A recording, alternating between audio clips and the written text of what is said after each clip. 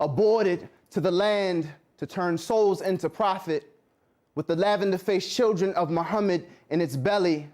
Back and forth on the Atlantic's throat, a mother raising her shackled hands to the heavens to beg Allah deliver his name until the famished mouths of her family fallen once again into chains, and we proclaim their shahada in the same position. Distant mother, I hope you'll see that the adhan is the 808 drum still shaking us to the atom, that sujood has dignified our posture yet again. Know that a third of this nation's children are black like you, bold like you, regal like you, that kinked hair falls in the spines of Qur'ans and valleys and mountaintops. We have never had a home here, but Lord knows we can turn a bando into paradise. Lord knows we can turn lemons into la ilaha illallah. Your down payment, just enough for us to buy our Maulana's religion in cold cash. You should see we've made space here. Baba's Arabic gorgeously broken over a southern twang. Sora Nas under a northern bebop. Can't shake the jazz out our step. Can't peel the boom bap off our lips. For us, this has always been about burning Master's house to the ground and dancing in the ashes. A stadium full of our ancestors looking on. This theology has always been about a solstice of justice, a parade of freedom marching through the soul, a return home. So one day the giver of light sees the light on our faces, sees us for our faces, and welcomes us back beyond the veil. Sephora says, how do we move Black Muslim poets out of the niche category and have it seen as a fully Muslim or Islamic poetic form of expression? And I would also say mainstream then. How do you make this mainstream? Do you think there's a way, or does it need to be? Tariq? I think our responsibility as poets, and definitely with these two phenomenal people next to us, to Sister Sephora, I would say that our job is to continue writing. And the people who produce the shows, we'll work with them to see if we can get platform more. But our job is to write and convey as authentically as possible. And that should be our focus. As far as a niche category, our Islam is also rooted in expressing our experiences in coming to Islam and being Muslim and all of that. And all of those things are intertwined. My mother, she became Muslim by becoming a part of, Black liberation movement and things like that, and being interested and deeply involved in trying to find herself in a society that didn't want her. And then she became Muslim because that was the answer for her. So they can't be detached. For me, it isn't particularly a niche. So, yeah. You can catch up with the latest from Tariq via Twitter at Tariq Touré. Sadia can be found at Ida B. Wellin, that's at Ida B. Wellin. And Mohammed's Twitter handle is at FreshCutMo. Back in 2015, students at the University of Cape Town campaigned to have a statue of the controversial politician Cecil Rhodes brought down. The Rhodes Must Fall protest was so successful, they energised a global discussion about how to decolonise education.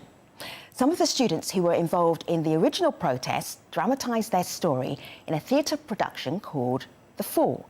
It was a hit in South Africa and everywhere it toured.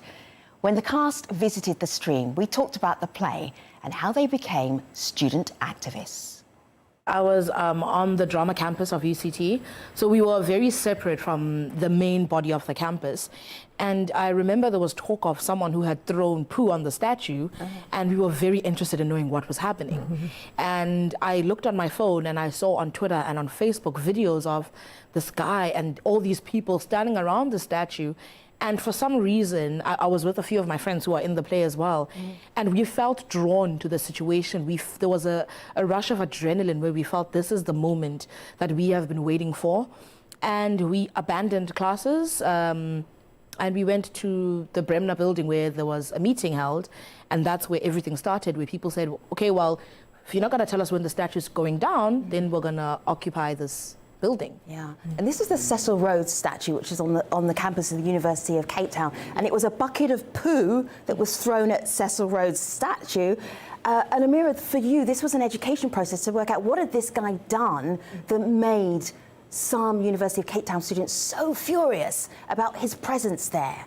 Yeah, for a lot of students, I think we weren't really aware of what the legacy of Cecil John Rhodes actually was, because it's not really something that you get taught about at high school level. It's only if you actually pursue history into university, maybe second or even third year, do you really start learning about the actual rot of colonialism, as the tweeter had said. So for me, it was, you know, okay, people are really reacting to this statue, to this moment. Why don't I know about this? What can I do to seek out this knowledge? And really the only place that you could get the information was the movement. And it was amazing to be part of that moment where it wasn't only, as a lot of people thought it was, just this like angry bunch of students occupying buildings, knocking down things, you know, being annoying to the staff members. There were also film screenings that were held. There were lectures with the Black academics that were held. There was information that was passed around to people, and it was really like a separate university to the university, which was amazing. Sizwe, what was it about this moment? Why 2015? Why not the year 2000? Why not last year? What was it about that particular time? I think it was time. I think, you know, the stars aligned and 2015 was that year. And I'm fortunate to be part of that group of 2015 because it was such a big symbol. The actual removing of the statue was such a big symbol that, you know, we had that power to remove the statue. So yeah, 2015 is the year, you know. I don't know why it was 2015, right? But it's 2015, and that's when, you know, our lives changed. This movement belongs to all of us. It belongs to a whole lot of groups involved with transformation at the university, like the Trans Collective. I'm non-binary, I'm in that. Imbizo, Black Monday, the Black Academics Caucus, the Workers' Union, the SRC. I'm in that too. When our comrade Kumani threw human excrement on the statue of Rhodes, he was at a loss for words about how crap it is for university students at this university. In fact, throwing some poo on the statue was 100% articulate. It's amazing, really, how so many people got lit about some poo on a statue, but some very hard work was going on around transformation long before he did that. No, man, Kiddos, please. We need to talk about the statue. Hand. Guys, I'm a little confused. Doesn't management want the statue to be taken down? I mean, aren't they just following due process? Due process? Yeah, my sister. We all know the history of Rhodes. His statue on our campus traumatizes us. That man never wanted us here. Yeah, ne? Cecil John Rhodes. I learnt about him in my second year African history course.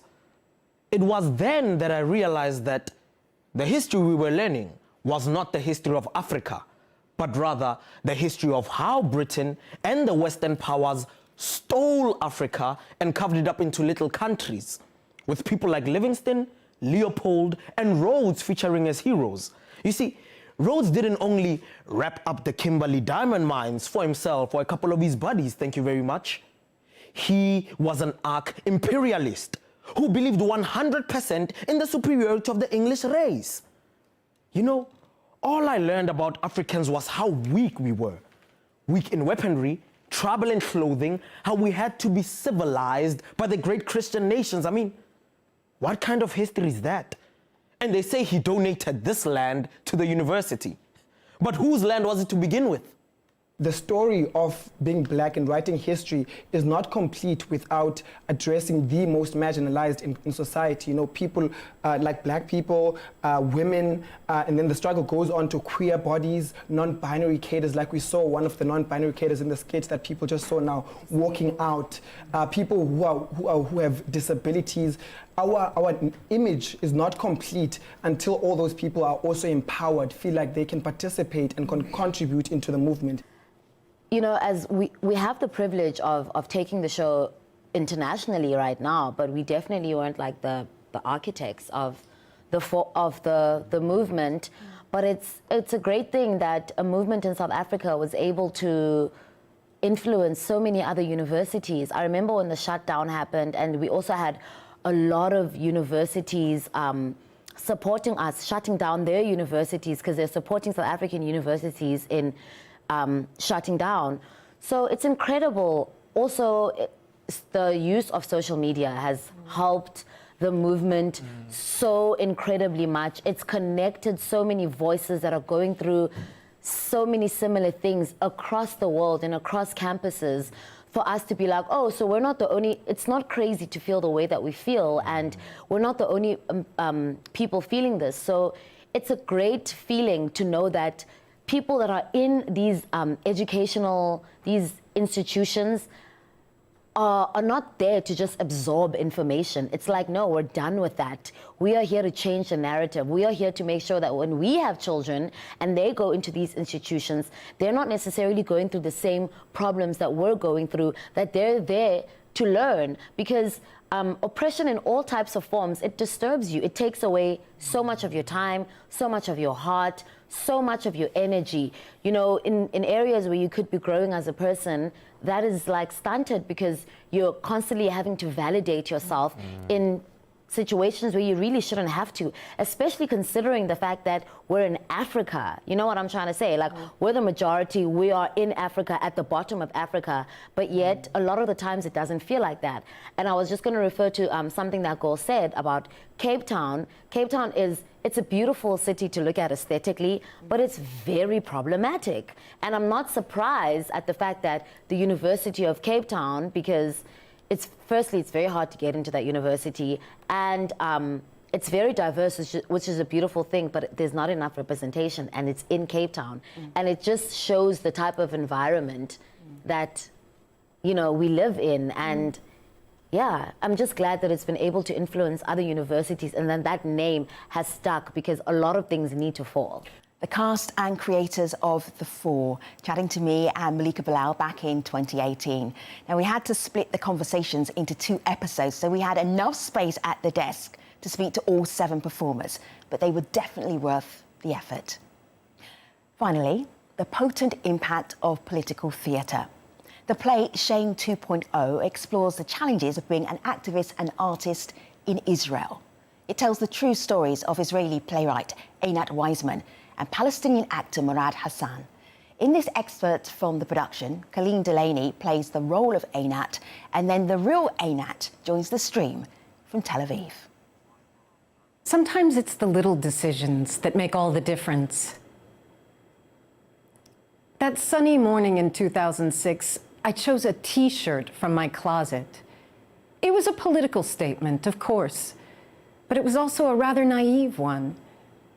What started out as a torrent of abuse from members of the internet public went on to push us to perform this little play, Shame, which led to others. What I didn't know then was that these voices of public abuse weren't merely fringe voices, but would go on to become the voice of the mainstream. That my plays would be heatedly debated in Parliament, that the government would push for laws to try and stop me as a friend to terrorists. And so my personal transformation from T-shirt wearer to playwright is also the story of the radical descent of my country. While despairing the worsening and critical situation in Gaza and in all other parts of Palestine, for Israeli artists, for my country that I love, there is also a little hope that art, even if stumbled upon by hazard or chance, can make a difference.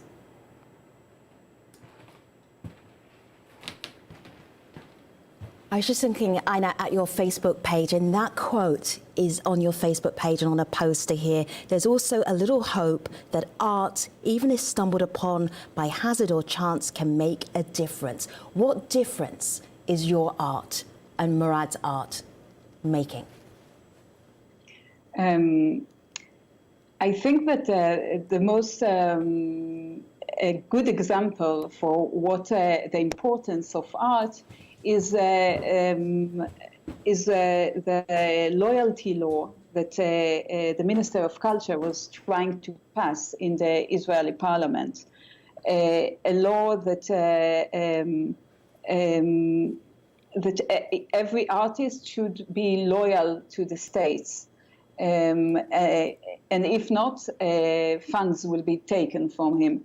So I think this law that Miri Regev was trying so hard to pass is like testifying to the importance of art, because if there is a need to a whole government and pass a new law in order to fight against a playwright or a poet or a Palestinian institution, that means that that art indeed has power.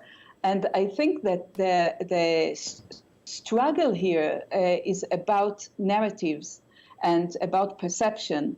And I think that art has its role together with history, with the media, with politics, law. So yes, so I believe in art. That wraps up our show for today. Thanks for watching. See you next time.